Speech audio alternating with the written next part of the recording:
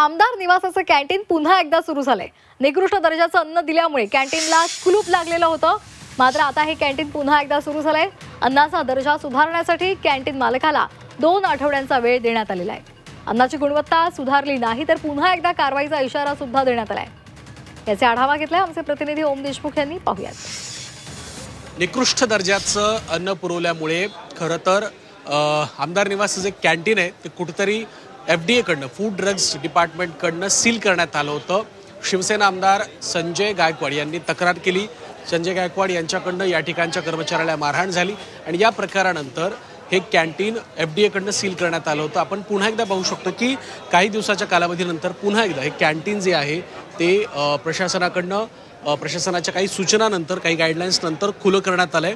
खरं तर अधिवेशन काळामध्ये असंख्य लोक महाराष्ट्रातून कानाकोपऱ्यातून या ठिकाणी येत असतात आणि त्यांची कुठेतरी गैरसोय होऊ नये यासाठी या दृष्टिकोनातून प्रशासनाने हा निर्णय घेतल्याचं कळतंय। खरं तर कुठेतरी दर्जा सुधारण्यासाठी सुद्धा 2 आठवड्यांचा कालावधी जो आहे तो या कॅन्टीन मालकाला देण्यात आल्याचं कळतंय। प्रशासनाकडून तशा प्रकारच्या सक्त सूचना देण्यात आल्यात।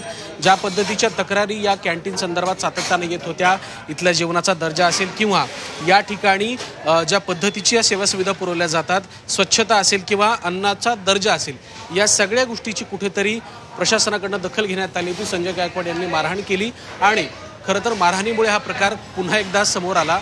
जर्नलिस्ट सुमेश सहमी, ओम देशमुख, झी मीडिया, मुंबई।